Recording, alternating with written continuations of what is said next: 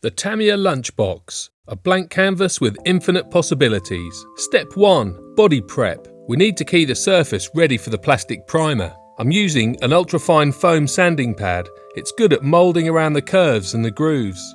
You could also use 1000 grit wet and dry sandpaper. Using your fingers, you'll still get around the corners and the grooves okay.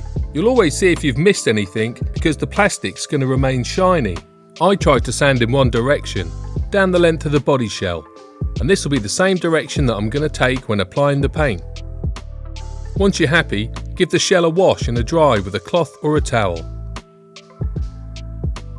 A nice warm sunny day is always going to help this process. Step 2. Plastic primer. A light dust coat to start with. It won't take long to dry and it gives you a good foundation before applying a second coat. When painting, aim for a 50% overlap, which will create a nice even coat. Once you've got good coverage and the primer is dry, very lightly sand using 1500 grit, just to flatten the primer.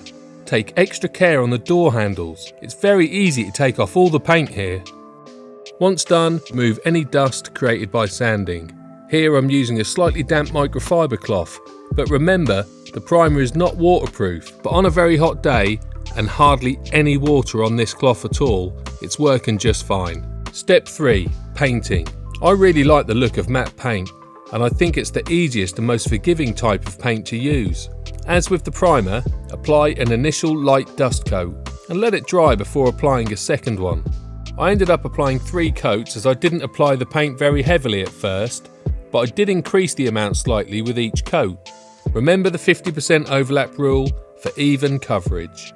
Step 4. We're going to flatten the base coat. To give the paint more resilience, I like to let the paint dry before lightly sanding with 2000 grit wet and dry sandpaper.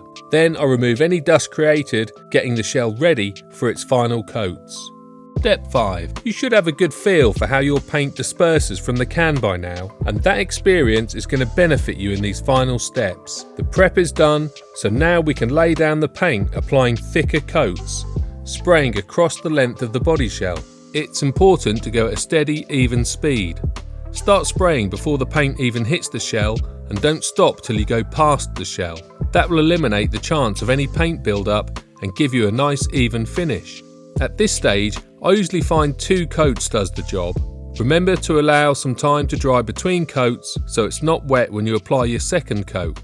If it's necessary to do 3 coats, then that's what you got to do, but just don't build up paint too quickly. I've managed to lift up my shell on top of a breeze block. It was just the right width to fit inside. Having it lifted off the ground allows me to get into all the hard to reach areas around the bottom.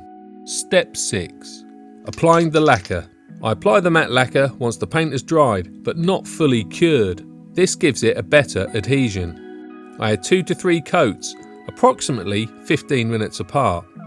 The can always has some instructions to guide you, but also consider the temperature and the weather conditions. Top tip. After applying lacquer, don't apply decals for 7 days to allow the fumes to dissipate, or it can affect your decals and deform them. If you want to stick around, let me give you a couple of options for painting the lights. Option 1. Spray paint. It always gives a nice finish. Using a bin liner to mask off the shell, I cut out some holes to gain access to the lights.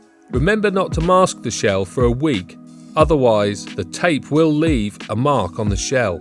Once the lights are masked off, give them a light sanding before painting. Again, initial dust coat first and more coats as previously instructed. You'll need to spray at different angles to get all the edges of these indicator lights. Option 2. Brush paint. If you've got steady hands, you may not even need to mask these off, but that's not me, so I mask them off one at a time. I find 2 coats to be enough, but the dry time is much longer than using spray paints. I leave it a few hours between coats and then I leave it overnight before I consider masking off the light I've just painted, so I can then do the second light. These details bring much more life to the body shell, and in my opinion, it's better than using the decals.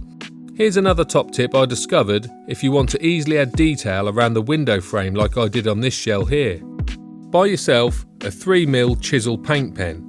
This one I've got here is from Montana Cans. They do spray paints.